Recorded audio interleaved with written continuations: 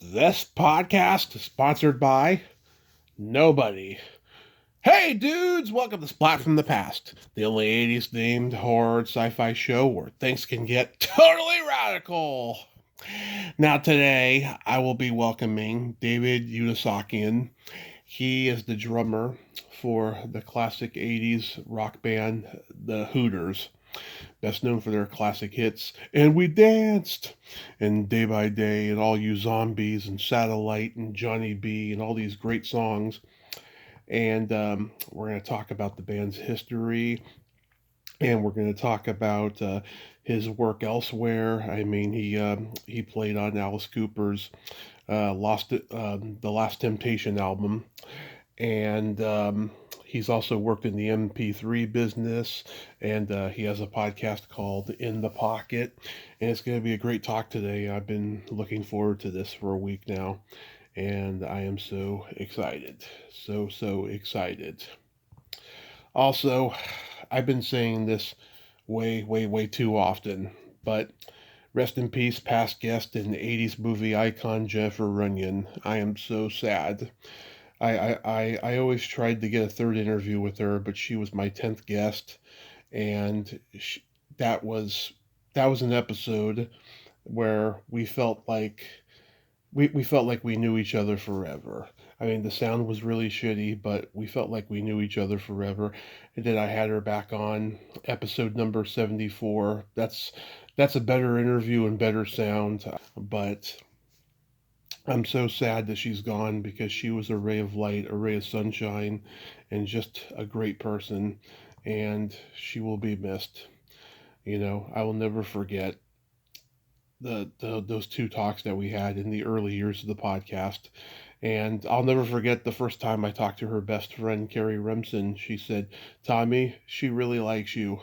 And I am so humbled to that by that to this day. Also, rest in peace, Country Joe McDonald, a Bay Area rock legend. Sad. So yeah, here is my interview with David Uosikkinen.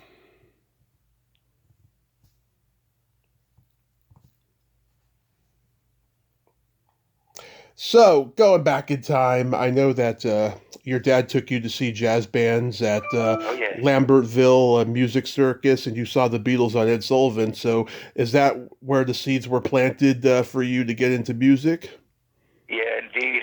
I mean, I think me and a million other kids. Yeah. I was just fortunate. My father was such a music fan that he would drag me out to see some artists that I didn't even know who they were. But he loved Duke Ellington and Harry James, and of course Buddy Rich. And there was a venue that wasn't too far from where we lived.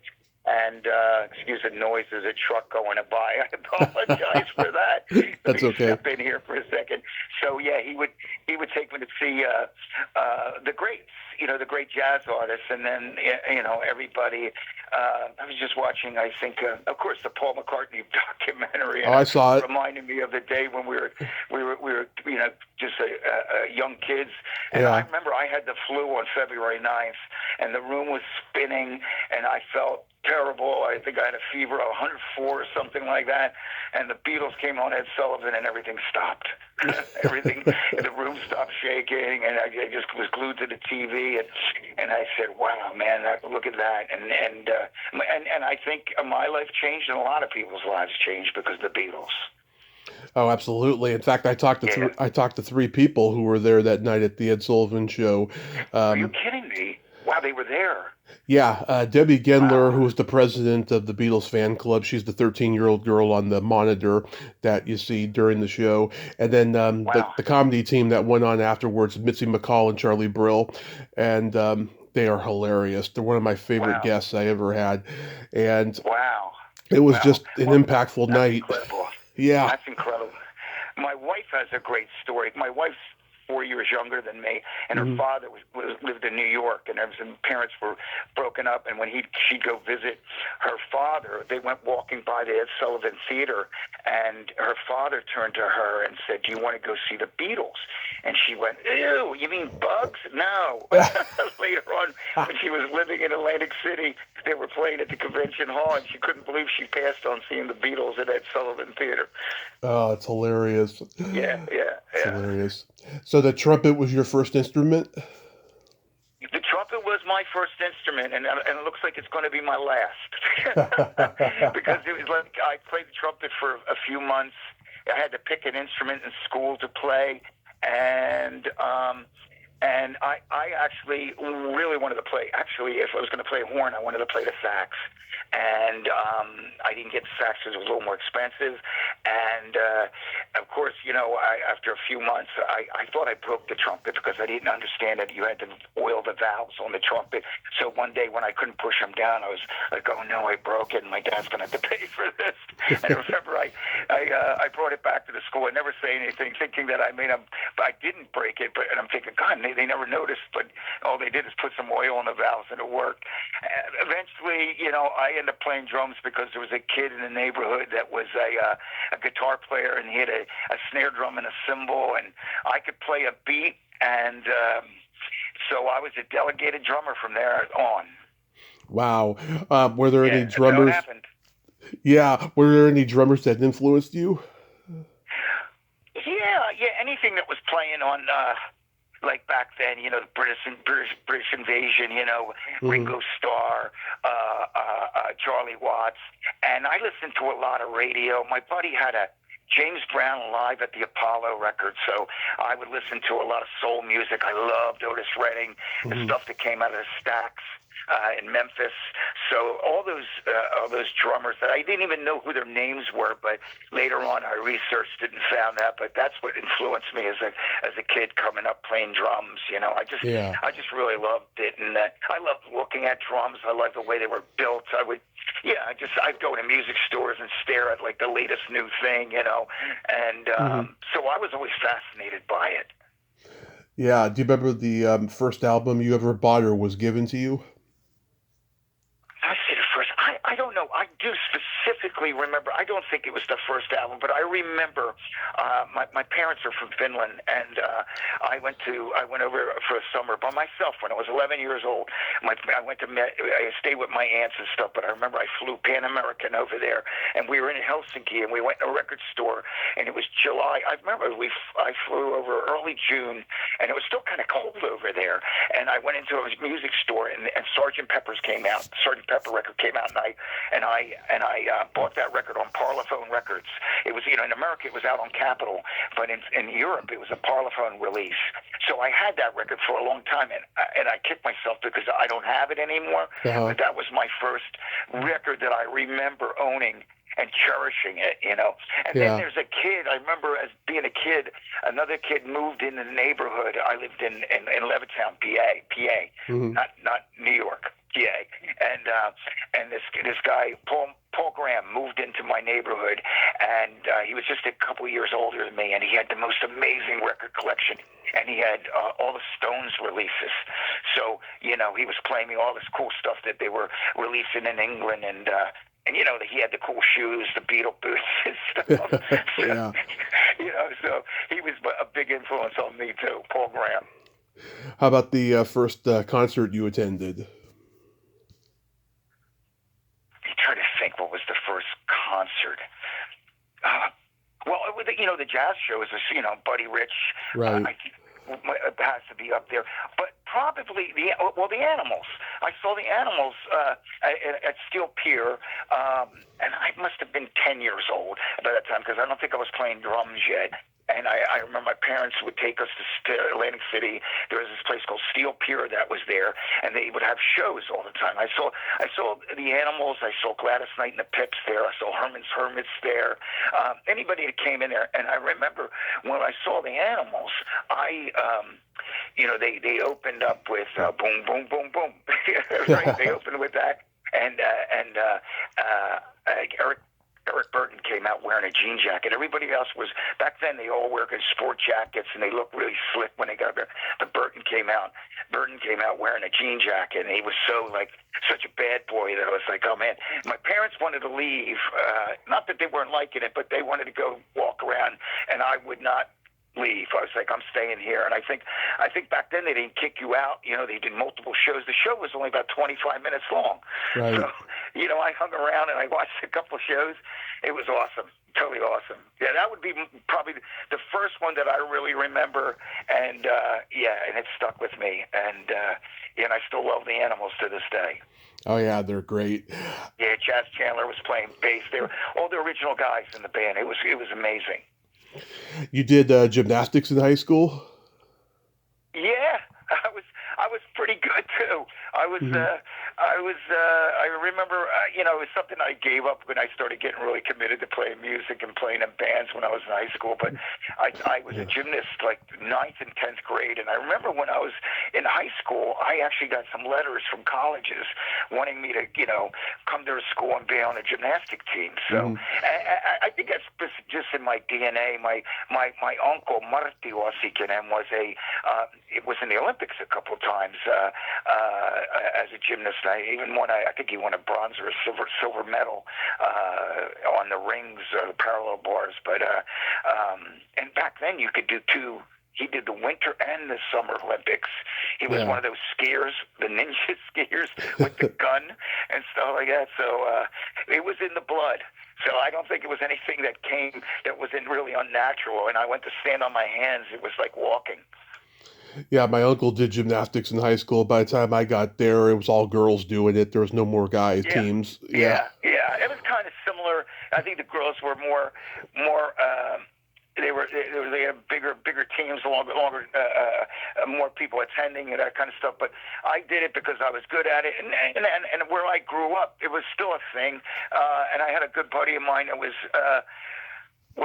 a gymnast and a little bit older than me, and then one of the guys I ended up playing with, John Kuzma, he was 5 years older than me. He was on the same team as I was, and I came by, but he was already kicked off the team by the time I got there.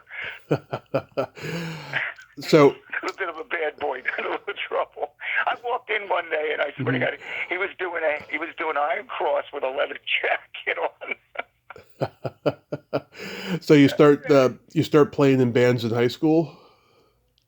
I did.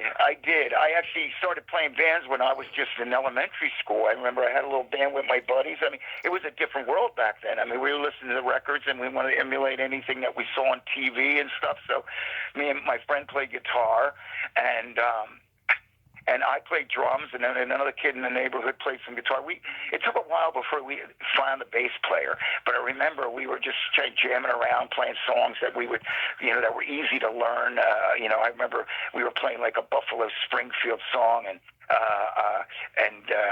things that, trying to learn some Beatles stuff.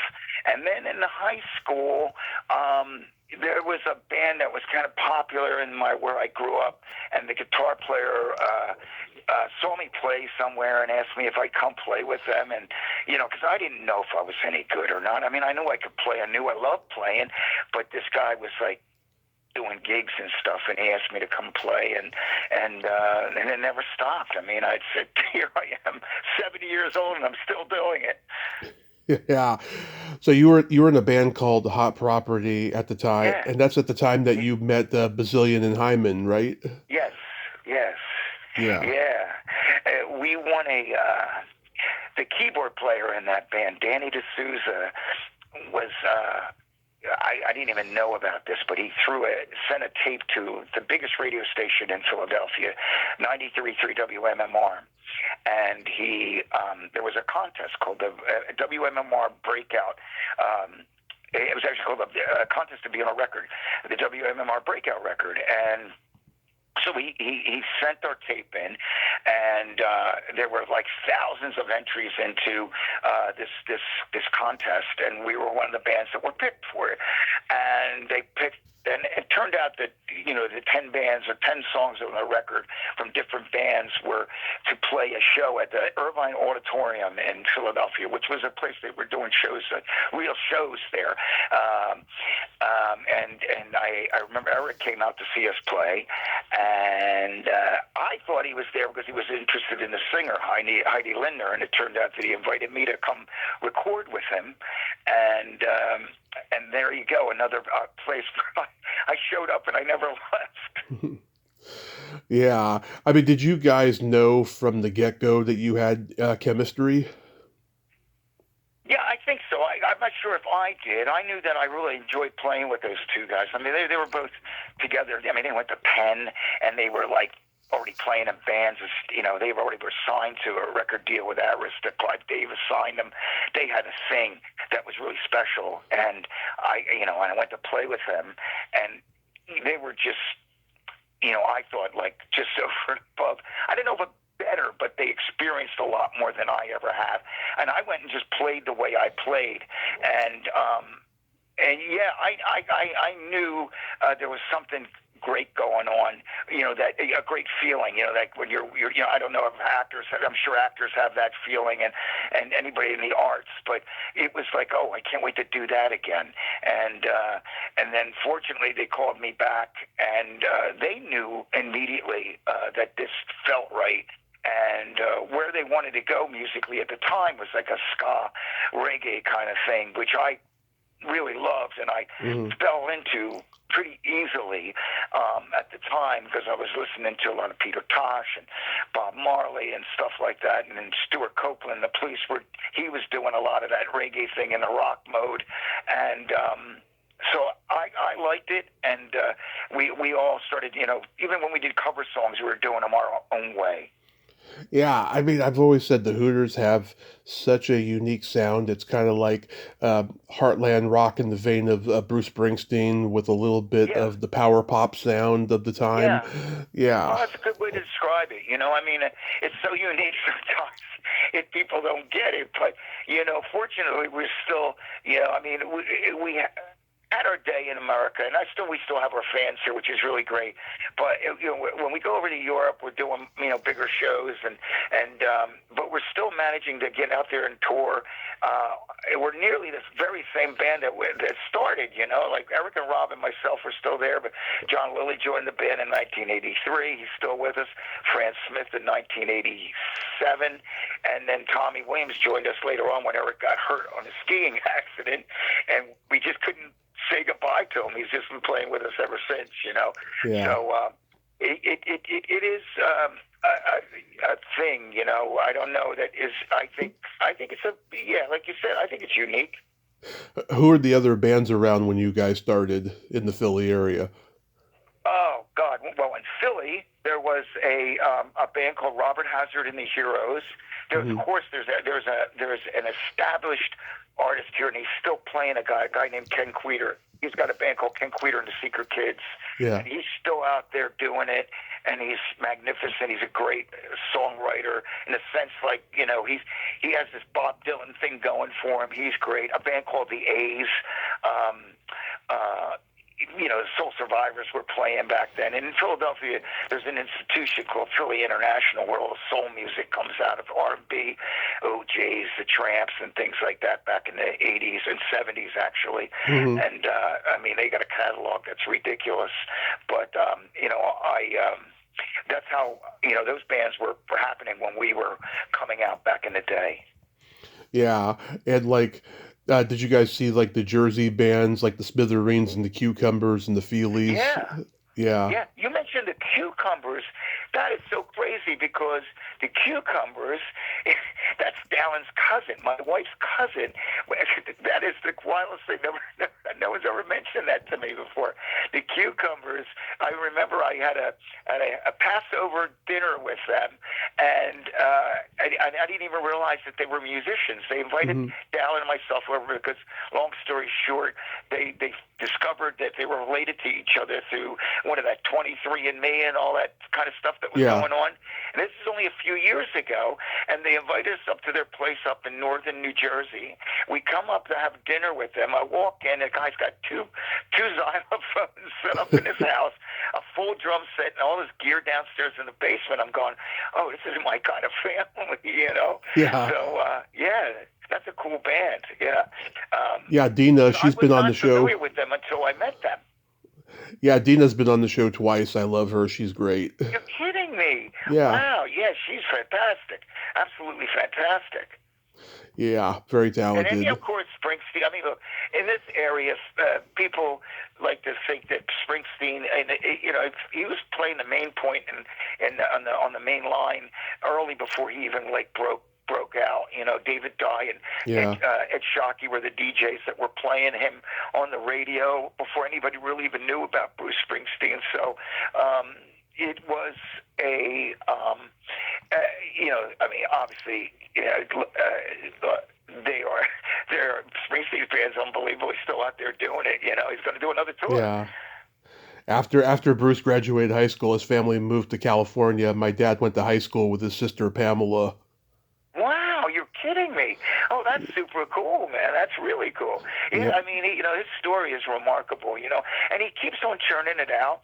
And, I love that he's involved and he speaks his mind and he sees the world for what it is and what's going on, and he doesn't back away from controversy, and he's the best.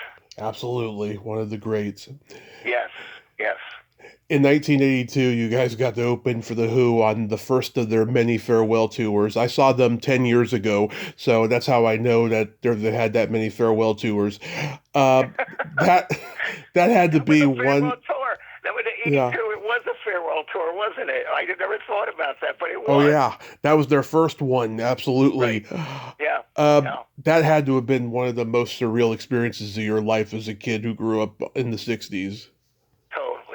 Totally. And the wild thing about that is the promoter, who was a friend of mine these days, Larry Maggot, he brought he invited Mick Jagger to the show, and the Stones weren't playing, but Mick Jagger, and he brought his daughter and brought him backstage, and we took photos with him and hung out a little bit, and that day was a remarkable day. And what's pretty wild about that, Tommy, is that we played our show, our short set, and we had another gig that night. So as the Who were walking on stage, I still remember them walking on the stage on the ramp, and we were pulling out with our gear, and we were all in the van heading down to Richmond, Virginia to play another show.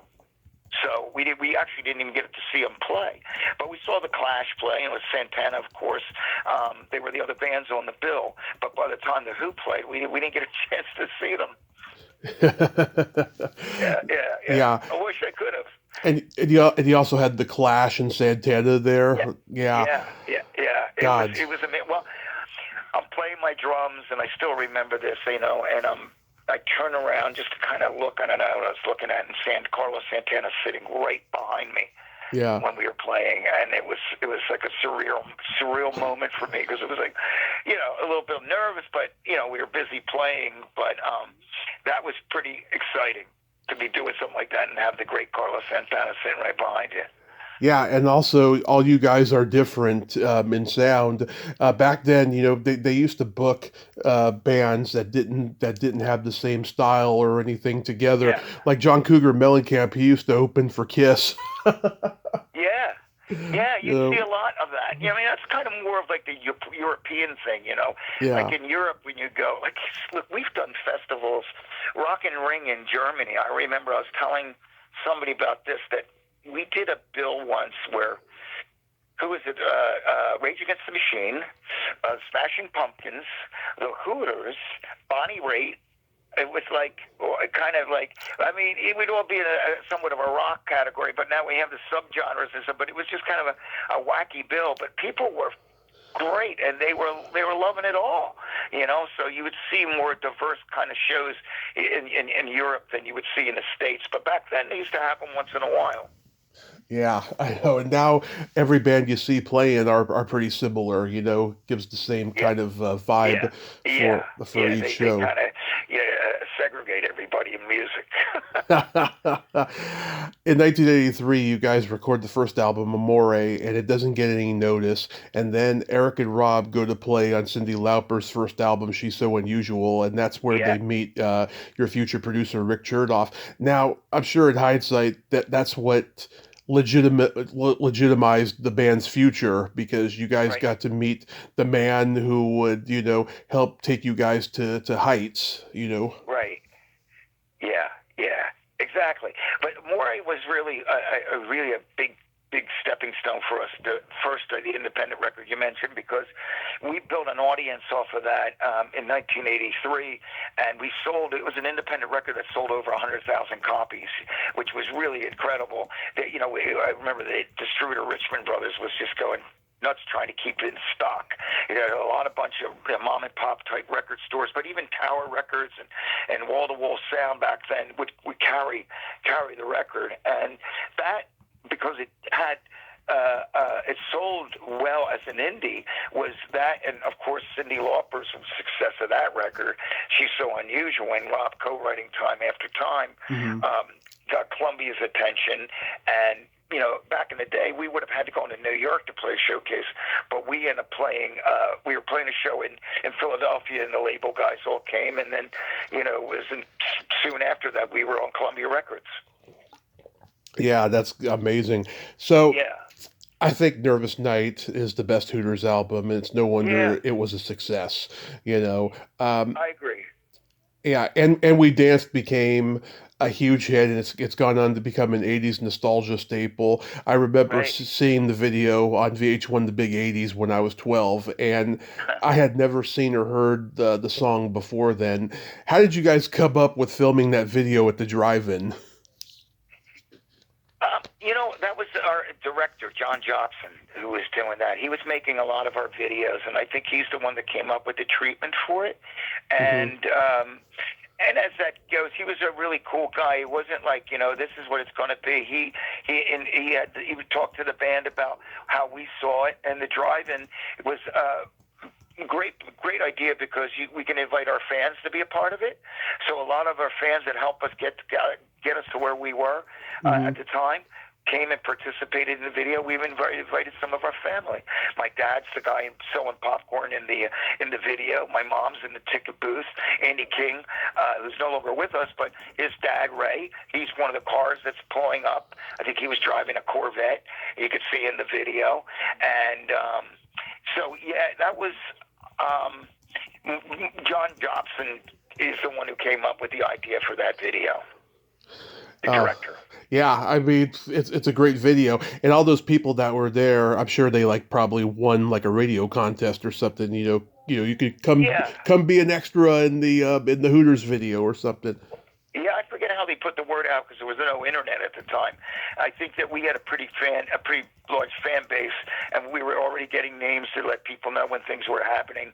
We were on top of that kind of thing. So I think when we were going to film the video, the word got out there. And the contest that I really remember is that we did a school spirit contest with a radio station, and they would write. The radio station WMMR, they would say, they had to write on a card, WMMR rocks, Philadelphia, the Hooters, and people would have to send in these 3x5 cards, and they're thinking they're going to get maybe 7,500 or something cards. They ended up getting 26 million cards. They had to rent a building to put the cards in. They actually did a story in Rolling Stone about that. That's so awesome. Yeah. Did you guys re-record All You Zombies because you thought it was a good enough tune that maybe everyone missed it the first time? Well, that was probably Rick thinking that. Yeah, I remember when we there were a few songs from that first record that evolved. Songs evolve. You play them long enough, and that's the one thing I tell Rob when we're playing on tour. Once over the years, we've done records after touring or before touring, mostly before touring. And then when you're touring, you're playing a song, you start seeing the music or playing the music a little differently. Not usually the feel, but just little parts that you start playing. You say, oh, man, if I only would have played this on the record, it would have been a lot cooler. And I think with Zombies, I think our producer heard it a different way. We were all big Pink Floyd fans, so it was kind of like the song got longer. It kind of got more of a production. There was, added a long bridge to it with a solo that was a little different from the first one, and we slowed it down a little bit, but it was a little bigger sounding. Yeah, I mean, I think it's a quintessential Hooters song, and it's a good one. Yeah. Absolutely. Yeah, you'd be surprised. There were so many people that loved the More really did not like the Nervous Night version. They were like, "What did you do? You ruined the song." And then there were people that heard All You Zombies that they just from the get go they loved it because they never heard the original. Yeah, and back then, so many bands would re-record their songs if someone missed it the first time around, and Right. everyone Yeah. says, "Oh, that version's better than that version." Right. Yeah. Yeah, it's funny too. I got a little business. It's called Debut Drums. People can hire me to play drums on their tracks. And this guy that John Larson in the Silver Springs, cool band out of Rhode Island. He sent me a track to cut for him about a week and a half ago, and I cut the drums on it. And he said to me, he goes, "Hey, I don't know if he asked him. I said, how did you know about me?" And he said, "Well, there was this thing called Blood from a Stone done by." Well, that was the Hooters song, but he heard the version done by the Red Rockers, who were on Columbia Records. And I remember, I think even Eric played on it because Rick might have produced it. And he heard it, and he said, "I heard that," and he goes, I really dug it. And then I heard your version, so I wanted to have you play drums on and stuff. And now this week I end up cutting 6 tracks for the guy. But it's... it's funny how songs can evolve, and it's cool that when I love hearing people do their version of songs that we have, and I like doing that kind of thing. Absolutely. You guys got to play Live Aid, and from what I Yeah. heard, Bill Graham talked Bob Geldof into booking you guys, but he didn't even want to do it. Is that how it went down? Well, I heard for the years there were all kinds of stories on how we ended up on that show, and because there's records and things that where you don't see our name, and then because we were added to the bill maybe the day or 2 days before that show, was solidified. We were solidified as being playing there, and I heard just recently that it was Bill Graham that was walking through the city, and someone told him, you should hire a local band. You should grab the Hooters to play to open Live Aid. And he went to Larry Maggot, and he told Larry, he said, "Who's this band, the Hooters?" And then they both went to Bob Geldof, and Bob Geldof had the famous quote that I don't know if I could say on the radio. Oh, you could say it. You could say it. He said, "Who the fuck are the Hooters?" But we were on the bill, and it changed our lives. That was so big because it was a worldwide show, and I remember when we went to Australia, the people say they saw us on TV in Australia, and we were all over the world, and that never would have happened if we didn't play Live Aid, and we had a good performance, so that was huge. Did you meet David Bowie or anybody backstage? I did. Bowie was in England. He wasn't on the U.S. side of that. We were playing in the U.S. But I met everybody, like mostly all the artists that played at Live Aid in the U.S. because they had the English show and then they had the American show, and we were all simultaneously. They were going. We started a little later because they're 6 hours ahead of us, but all those guys, the Thompson Twins, Tom Petty and the Heartbreakers, Yeah. Bryan Adams, Chrissy Hynde, Simple Minds, Eric Clapton, Bob Dylan and Keith Richards. We were at the end of the show. We were all like hanging out on stage, and I was there. That's so awesome. God, that was... Yeah, it was totally awesome. Never forget it. Yeah, that was a huge event. I mean, in recent years, it's gotten a lot of criticism, and a lot of people have said, yeah, it was made, for bullshit reasons or whatever. But still, you can't negate I what. guess right about where the money went and stuff Yeah. like that. I guess it's hard to, it's hard to follow the money with that. I think the idea of it was great. I don't know if they really had to follow through with it, because you hear all these different things. But that, I don't know. I really don't know. I just know that it was a show that people still talk about today. Yeah, and I guess everybody will always will, you know. Yeah, yeah, yeah. Yeah, it was special. You know, I mean, think about it. It was there were no internet, and the fact that everybody knew about it was remarkable. You know, I remember there was a press conference. Peter Gabriel, um, uh, oh, that was the Amnesty one. But there were a bunch of artists that they did a press concert. I did a conference, and that was on TV. And they were talking about the show, and because I've always wondered how they really got the word out. Yeah, there were 100,000 people there. I know at JFK, and they had the same over at Wembley. So you know, obviously they got the word out successfully. You guys did a show at the Tower Theater in Philly, and it became a concert video. Anything stand out about that show? Yeah, the fact that I think we did 5 shows in a row there at the Tower Theater, Mm. and every show was sold out. You know, it's our hometown, and just the excitement around having something. I mean, we were a new band then, and it just felt like, you know, if time could stand still, I would stand still at that time. It was great. I have no regrets about where we went because it was great evolving and doing what you do. But looking back on those shows, we shot day by day there, the video, and it's such a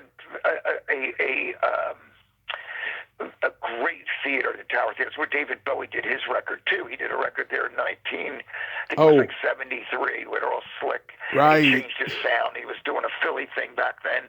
So I mean, playing the Tower was always special for us. Right. And the cinematographer on that, Julio Macat, I actually know his wife, Sandra. She's a musician out in LA, and she's the hot elf in Home Alone because Julio was the cinematographer on that movie, um, coincidentally. Now, Wow. I know it's funny. It's a small world, you know, especially Yeah. back then there was no internet, you know. Right. Yeah, that blows my mind. But now everything just, you know, and everybody has such I guess, a short attention span because things happen so quickly, and it gets in the news real quick, and then you forget about it the next day or the next couple hours. It's unbelievable. Yeah, it's strange. The first time I can remember seeing the Hooters was when I was 4 years old in 1987. The video for Satellite came to MTV, Yeah. and my dad and I, we are huge Three Stooges fans, so every time that video was on, we loved it. And the irony of that song is that it was almost a year before the Jim Baker scandal. You guys were Right. way ahead of the game. Right. Well, well, you see it. It's there. There's the preacher, and you have the Tammy Faye Baker person sitting there with crying. You know, send us your money, and then you got the Three Stooges in there, and David Hogan. I think that was his. Yeah, David Hogan. He did a lot of videos for Prince, and we loved his work. And I guess we got somebody. There was somebody from Columbia Records that recommended him for Satellite, and yeah, that was a big one for us. And I remember doing that. That actually was a hit in England, and we were invited over to do the Top of the Pops, and I don't know if you've seen Man on the Run yet with Paul McCartney. I have, yeah. So he was the other guest on the Top of the Pops with Linda, and I remember we walked in, and no one told us that the other guest was Paul. So we walk in, and they were sound checking, and I remember thinking, oh my God, it's Paul McCartney. You know, I mean, like, you know, I'm a huge Beatle fan. It's Paul McCartney. Eric and I we walked over and watched him playing. Yeah. And he waved to us. He waved to us like he knew us, and he stopped playing. He came over and he looks at us both. Hey, mates! And we were like, "Are you kidding?" He goes, "I love your song, Satellite." We were like, we were dying. We were dying. He said, "You know, if you only knew Paul, you know." But I think he knew. Probably got that reaction from a lot of musicians that became musicians because of the Beatles. But that was the coolest thing. That he loved Satellite, and he came out, watched us play, and it was that I'll never forget. That's surreal. Yeah, Yeah. totally. Yeah, and also the video for Johnny B, I remember seeing a lot too. It seems like that you guys were going for a much harder sound and much more darker lyrical content on what's it called, One Way Home? Yeah. Well, we went through a lot of changes then. We made a little bit of money. I had an addiction. I was like, and a drug problem I had to get over, and I had to go to treatment. Fortunately, back then, a lot of bands, guys get fired. They didn't fire me. They invited me back. They, just to go get yourself healthy, and I came back. And Johnny B might have a little bit to do with that period of my life because of what I was experiencing. Eric played it for me afterwards. He goes, "Hey, what do you think?" And I said, "I love it," Mm-hmm. So I remember that. And David Fincher, the film director, he did that video. He's the guy that directed and shot that video. Wow, David Fincher, God. Yeah. I'll He did all this Madonna. He did Madonna videos. He made films. Amazing films. This guy. What is it? Social. The one about the guys that started Facebook. I think Social Network. I think that was his. Yeah. The social and social he network. And he did others that were just terrific. But he was a young filmmaker back then, and Johnny B was a real production. I remember we filmed that off a little block in Philly. He went into a garage and he created this set and had this idea to do it. Yeah, and it was dark. It was dark. Yeah. In 1990, Roger Waters is revealed to be a Hooters fan, and you guys got to perform with him on stage in Berlin at the Wall that he was doing. What was that experience like? Yeah, that was another one that was mind-blowing. We were playing. There's a venue in London. It's called the Town and Country, and we had a sold-out show there, and the manager of the club walks backstage, and he said, "Hey, Roger Waters and his wife are here, and they'd like to come back and say hello after the show. Is that okay?" Yeah, right. No. Yes, it's okay. So he came back and we hung out. I mean, he stuck around. We had drinks afterwards. We hung around. He was at war with David Gilmour. So, I mean, he's telling us stuff that I couldn't believe. And he had great stories. And we stayed in touch. I remember he gave me his phone number. And he said, anytime you come to England, please call me. And I remember I called him when we came back to play another show, because we were going back there quite a bit. And I called him and I said, "Hey, we're playing tonight. Would you like to come?" And he said, "Nah." I said, "I can't come because I put my foot in my mouth. I told it was in Germany at the Potsdamer Platz that if the wall ever came down, I would do a concert right there. I'd do the wall right there." Well, he said, "I'm doing it." And I remember at the time I put my 2 cents in. I said, "Can we play with you? Can we open the show?" And sort of kidding, really. And then a few weeks later, we get a call. I guess their management called our management, and they asked us, "Would you be interested in the show?"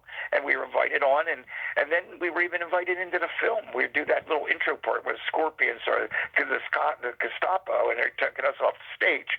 That was a remarkable show to be a part of, because that was the biggest audience that I ever played for. Yeah, I'm a huge Scorpions fan, and I've seen them live, and that was a very big turning point for them as well.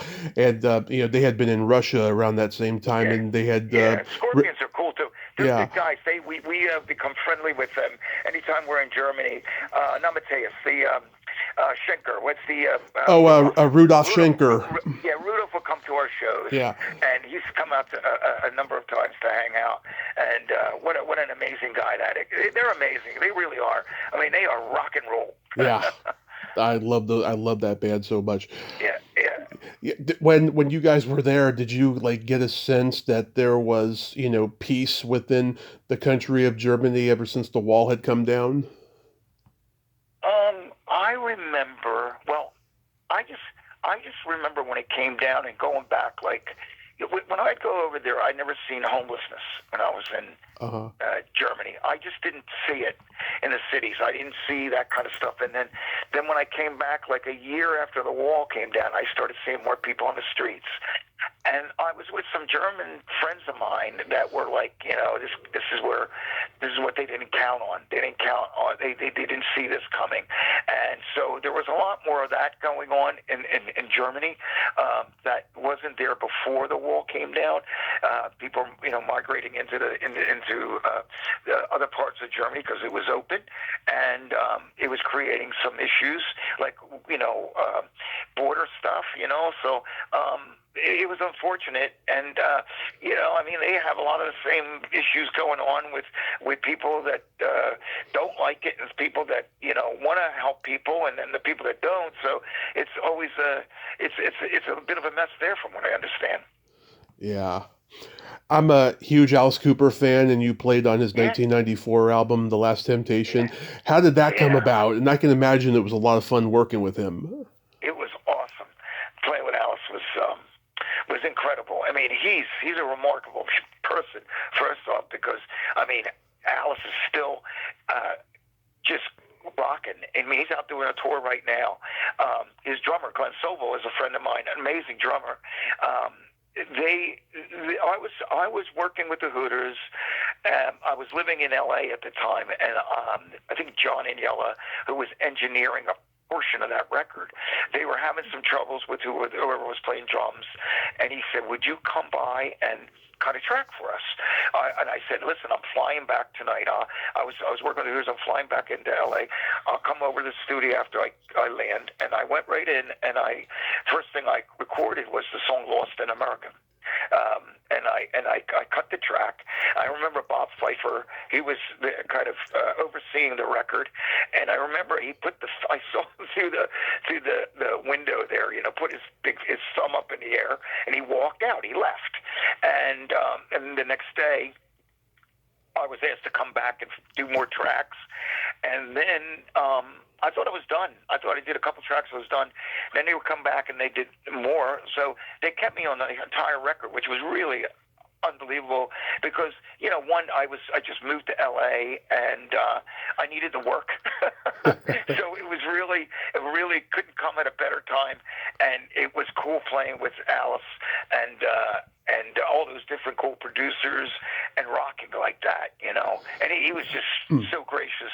And as a matter of fact, I have to tell you something, Tommy. Uh-huh. I met him at a Columbia conference, like Columbia Records would have these conferences with their new material, or they were coming out. And I remember this was in Boca Raton somewhere, and I remember Alice Cooper coming up to me and saying, "Hey, I really like to work with you guys someday," mentioning the Hooters. Yeah. And I just thought he was being nice, but he ended up working with one of the Hooters, which was super cool. Oh, he's very eclectic in his musical tastes. Yeah. He's not Absolutely. just one thing. Right. Were you there when Chris Cornell sang on "Stolen Prayer"? I wasn't there for his vocal. No, I would have loved to have been there, man. He's, unfortunate that he's no longer with us. It's tragic, but man, what a voice and what a talent too. That's a sad loss. But I wasn't there, and I love that track. I think it's great. Oh, it's a great song. Yeah, I also like "It's Me," which he co-wrote with Tommy Shaw and Jack Blades. Yeah, that's a good one. Is that who co-wrote that with him? Yeah. Oh, I didn't even know that. I didn't know that. I remember I cut that with Barron and Pradell, and I remember I cut it with the band, and then the band left, and then I recut the drums again. I cut it twice.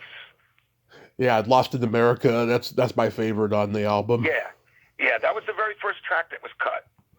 Yeah. I was glad they wanted to play drums on it initially.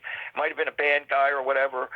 Wasn't able to figure it out, which is kind of weird in some ways. It's straightforward, but I was glad that I was on my team that night because I ended up doing the whole album. Absolutely, yeah. I mean, it also came with like a comic book inside. Right. What was his name? The guy that did the comic. Do you remember his name? He was a very famous illustrator. This guy, right? He would do all kinds of stuff like that. Wrote a story. That was a wild project, and there was no internet back then. Didn't it come in? Was it 92 that the record came out? 94. 94. So it was like a couple of years before the internet. And I remember I didn't hear a thing. I was in Europe working, and I walked in a record store and I saw it. I went, there's the record. I bought the record. I just take a look and said, who's playing drums on the album? And I ran over to him and I made it. You know what I mean? It's funny what floats your. I mean, I didn't hear a thing from anybody, but it worked out. So I because I don't know how much work they did on it afterwards as far as cutting tracks. But everything that I recorded was on that record. It was Neil Gaiman who did the comic book. Yes. Yeah. Yes, and he's done some really cool stuff, that guy. Yeah, Michael Zulli, he drew a lot of the stuff. That's cool. Yeah. Now you worked in the MP3 business. I did. Did you ever, in your wildest dreams, see the streaming world coming and like what's been going on with artists not getting paid and all of that stuff? Yeah, and they still need to figure that out too. I mean, people are getting paid, but it's minuscule compared to what like companies are getting paid. But I remember I was really very fortunate that worked out the way it did. I just happened to be living in San Diego, and I was doing a session for the attorney for that company, and we were talking, and names came up, and he said, "You seem to know a few people, and you know music." He said, "Come see what we're doing." And I remember I walked into the CEO's office, Michael Robertson, and he, think about it, this is, 96, something like that, around that time, I'm guessing, 96, 97, and he had the big giant hard drive. Mm-hmm. Now, he said, I got 200,000 songs in there. And, I didn't know what an MP3 at the time was, or anything. He said, well, how do you get all the CDs in there, 200,000, and he started explaining to me how it worked. And then, they showed me around. And then a few weeks later, I got a call from, and by the time, I think there were 7 people at the time I went over there, and there were 50 when I finally went. And 2 weeks later, they asked me if I would come help them manage music there. And I ended up going. And it was the greatest thing I ever did because, one, I learned a lot about, I could barely use a computer. And then there you have to learn and you have to to develop if you're going to stick around, So I really enjoyed it, and I watched it change. And as far as seeing how, because MP3.com actually created what I look at today is like Apple Music. They had a similar thing, and they got sued for it.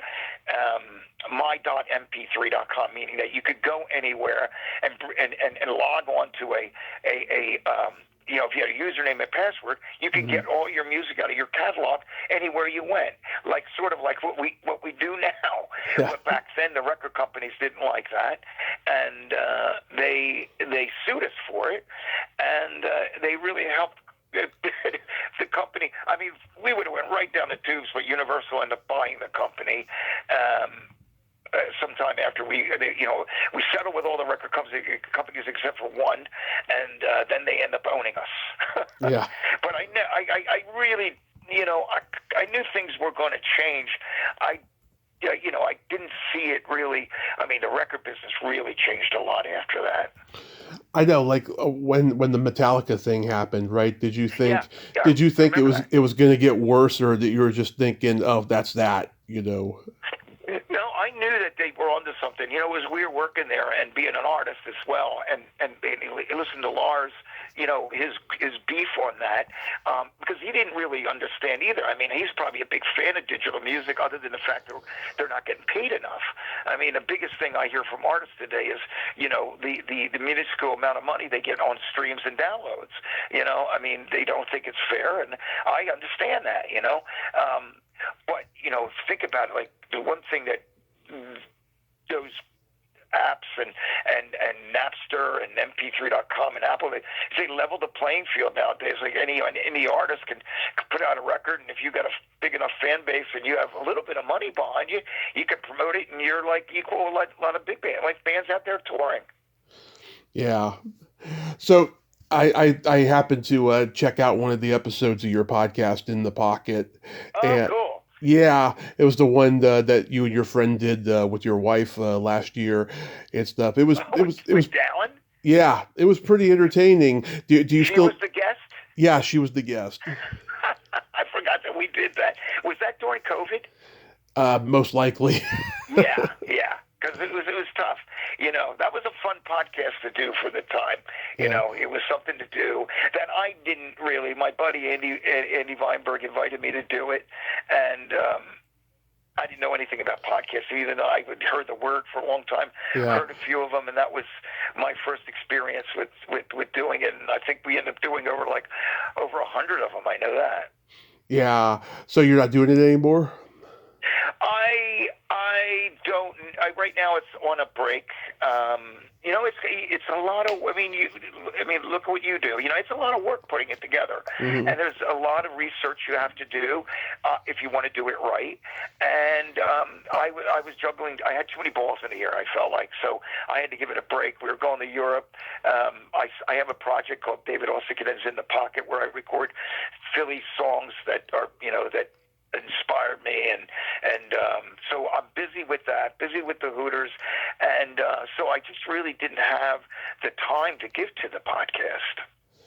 Yeah, I mean, it's funny. I used to say I think everyone should have a podcast, but now I Yeah, don't say that anymore no, because not right, only is there too many, just so many people are just yeah, copying each other and just not doing anything original anymore with it, you know. But yeah. You're right about that. It's yeah. Everybody has a podcast. Doesn't it seem like that nowadays? yeah, It's like yeah, there's it used to be special, and unless there's somebody really super cool on there, somebody that want to hear it, it's losing its pizzazz, if you ask me.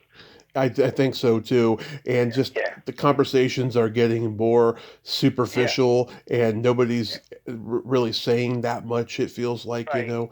But I Right, love the art right, form. right. I Well, love the art form. nowadays, anything that you say, it gets magnified, and Yeah, especially if you say something that's controversial. yeah.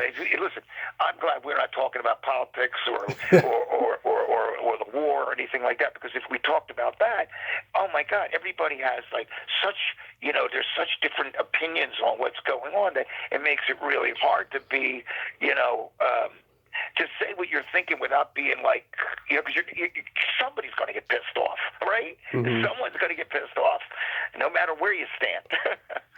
Exactly. Yeah, it's weird, but like I thought that was cool that you had your podcast though for a little while. Yeah, it was. I feel like when we started it, there were plenty of podcasts, but we had a company that was helping us with it, and then I ended up having to do a little more than I preferred to do, like getting it together. Initially, it just kind of dropped. It was easy when I went to a place and had an engineer, and I could work with them that way. And I really enjoyed doing it because I like asking. I love doing what you're doing. Like when you Thank you. have a guest and you can ask questions about what inspires them to do what they do, and what floats Right. their boat. And I really love doing that. I had some guests on. I had Paul Pereira on from Little Feat. I'm a huge Little Feat fan, so Mhm. having Paul on was really great. And Liberty DeVito and my dear friend, I had Mickey Carey on. I had great drummers on. It was a lot of fun connecting that way and finding out, how they got going and what they did to do what they do and keep on doing what they're doing. Yeah, Liberty's great. I've talked to him. Oh, you did? Did you Yeah. have him on your show? I had him on about 4 years ago. He's such a sweetheart. He's one of my dearest friends. I love him. Yeah, a great guy. Yeah. Another guest of mine that you knew was Anita Weiss. Yeah, you had Anita on? Oh, Oh my goodness. she came on every year until she passed.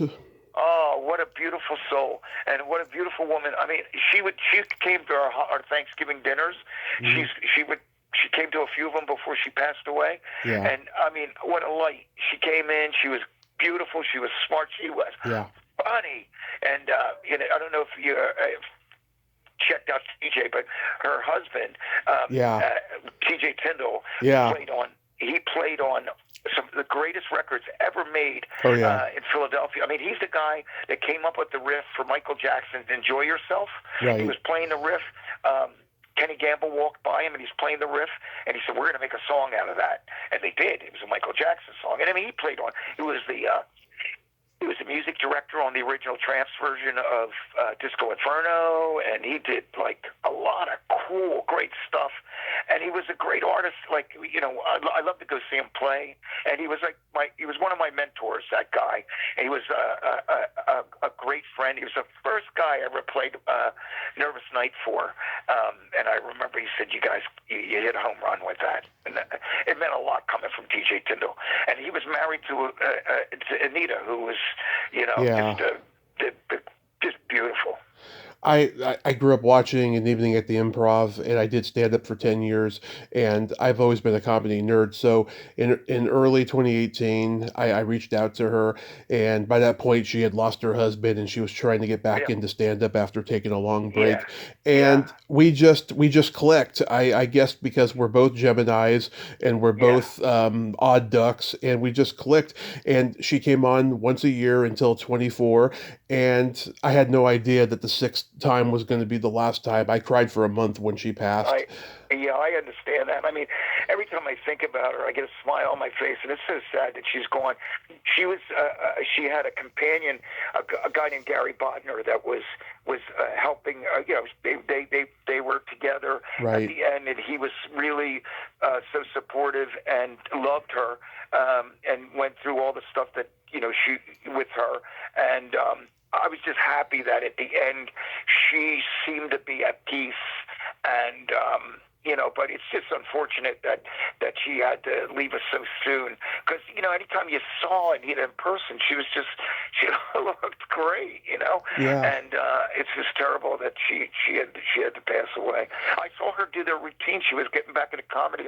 Me and a bunch of friends went over to see her perform, and she was so funny, and we loved it. I asked her in our 5th interview, which was my anniversary show, I said, why do you come on here every year? And she jokingly said, I don't know, considering you scare me. Is that what she said? Yeah. Yeah, that sounds like her humor. That's good. Hey, so what do you think of Sebastian Maniscalco? He's okay. I don't know. There's something about him that just, in my view, he's not that likable. Well, yeah, okay, so it's interesting. Yeah, I could see that. I've been watching a lot of his video. What about Ismail? Have you checked out Ismail, the Finnish guy? No, haven't seen him. Oh, yeah, I'll send you a note. I'll send you Ismail. He's cracking me up. I've been just watching this about, but I do get what you're saying about Sebastian. He can rub people the wrong way. Yeah, and I see him go on podcasts, and just I don't know. He seems like a passive aggressive kind of a guy. Yeah. I've never heard him on a podcast. I just watch his video clips. I don't know if you know another friend. There's a friend of mine who's a comedian. His name is Nick Jameson. Oh, yeah. You should have him on your show. He's a good friend of mine. He's great. Oh, yeah. I mean, I don't know him personally, but I know his comedy. Yeah. He's great. Yeah. Yeah. And man, I'm telling you, but he's a remarkable musician, too. That guy. I mean, he produced the Foghat records. He played with Foghat. He was their bass player back in the late 70s. And he had a legendary band here in Philadelphia called the American Dream. Yeah. That was his band. And then, like Nick, if he tells you he's going to do something, better believe him, because he goes and he does it. Like when he told me he's going to go into comedy, I was like, what? I looked at him and said, you're not funny. He was funny. I saw Foghat in 2012. I nearly went deaf. My ears were ringing for a month. I thought that was it. I swear to God, there was so much feedback on the amps. Oh no. What year is it? 2012? Yeah. Wow, think about it. Because I saw them, like I haven't seen them since 1974. So, it was like I used to see them. I remember they played at Spectrum a lot, and I would go see them. And, they seemed to be, I forget who was, man. D. Anthony might have been managing him. He had Humble Pie and a bunch of bands. After reading books, I pick up all these books of the artists that I used to go see to find out, but they all seem to be managed by the same guy. That's why I always see him. They always book the low-hanging fruit. I could get him in that venue, and 15,000 people come see him. So, but I saw Foghat back then, and Roger Earl. I was always a fan of his drumming, but yeah, he could get loud. And that's the worst, though. When you go see a show, it's so loud you can't listen to it. That's a drag. Oh, yeah. God. That whole month I was going to concerts, I remember, as my birthday month, and just, I'm surprised I can still hear now overall. All right. So, do you have anything upcoming you can mention? let me see what I could. Well, we're not touring this summer, but. And I can't mention the one thing, but we're maybe, because I don't have a solid date, not 100% confirmed, but we may be going over to Scandinavia, Nice. which is looking like it's going to happen for just a one-off, which will be fun. But we are doing an event for WXPN, a non-com, which is the non-commercial radio stations.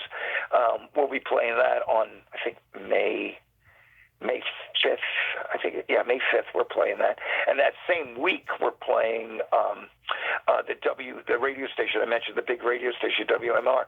We're playing they call it the WMMR barbecue, and that's at the Susquehanna Center in New Jersey, which is kind of like a 15,000 seat venue. I think we're playing, believe it or not, we're playing with Alice Cooper. We're playing with Alice Cooper Nice. and what is the band that we're playing? They're headlining the band. Alice is playing after us, which is going to be great. Godsmack. Oh, Godsmack, yeah. So it's an odd bill. The Hooters. I think there's a few bands before we play, but the Hooters play. Alice Cooper plays and Godsmack plays, and I'm really looking forward to seeing Alice because I haven't seen Alice in years. Yeah, I saw him in 2000, and oh my God, one of the best concerts I ever went to.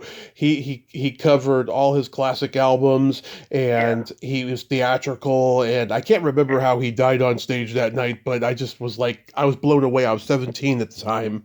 Yeah, he's he gets it. He puts on a show, and he keeps himself together to do it. He plays golf all the time to keep himself healthy, and his shows, man, like they are not boring. No. I've only seen him now on video, but I can't wait to see him because what I see looks so super cool. And his drummer's a monster, Glenn. Yeah. God, I'm so glad that the original band is back together and they just recorded that album. I was just like, right? I'm baffled as to why it took so long, but I'm glad it happened, Well, it happened because he's such a cool dude. It happened because, he didn't have to do that. He wanted to do it. I'm sure it gave everybody a bump doing it. He just showed exactly who Alice Cooper was, getting the guys together to do that because, that band started as a band and then he went on a solo and obviously hugely successful and then come back and bring the guys. I think one of them died, right? Wasn't one of the guys in the band that passed away? Was it Buxton? Yeah, Glenn Buxton. Buxton, right. Yeah, I saw the original band. I saw, what tour I saw? I saw the $1 Billion Babies tour. Oh, yeah. And, and what an amazing record that is, too. All that Love It to Death, Killer, all those records are just, man, the best. I think my dad saw that tour as well. There was like a girl on stage in a toothbrush costume or something like that. Just this great rock and roll, man. It was like, it's remarkable. And he's still doing it, He's still doing it at a high level. Yeah, at a high level. He just turned 78 last week or last month or something. Yeah. Amazing. It really is amazing. I had a knee replacement, Tommy, on November 10th. I had a complete knee replacement, and it's not the reason we're not going on tour this summer. We were going to take a break, but it's amazing what they do, man. I cut 6 songs last week, and my knee is fine. It's just a little stiff in the morning, but they can put your back together. Humpty Dumpty, boom. It's amazing what they can do. I've had a knee replacement in my car accident. I totally get it. The joints stiffen, and it's just you're in a lot of pain. From a car accident, you had to have your knee replaced? Yeah, I had 12 surgeries, but that was one of the big ones because I broke my leg in 7 places. Oh my God. God, you're lucky to be alive. I'm very lucky to be alive. Every day I'm grateful and I'm pinching myself that I'm getting to talk to all my heroes. If you don't mind me asking, when did you have the car accident? That was in January 2015, and it was just another night of drinking gone awry, basically. And the whole couple of days leading up to it was very ominous. I had a best friend of mine died in a car accident months before, and I just was just like, I was cut off from life by that point. I was just like, I don't care what the fuck happens to me or whatever. And, Well, I'm glad you it was a wake up call. did whatever you did to pull you because you sound like a great dude. And Thank you. I mean, people go through what they have to go through to get to where they are. Like, I talk about my heroin addiction back in the day, and I'm glad I went through it. I mean, it sucked being there. But it made me who I am today, and it makes me look at life a lot differently. I never thought I was going to make it to 70. Yeah. You know what I mean? I didn't. I mean it, So I'm trying to enjoy my life and not get too caught up on what I didn't do or what I couldn't do or whatever. Like, just enjoy what I can do. Lastly, do you enjoy still playing live?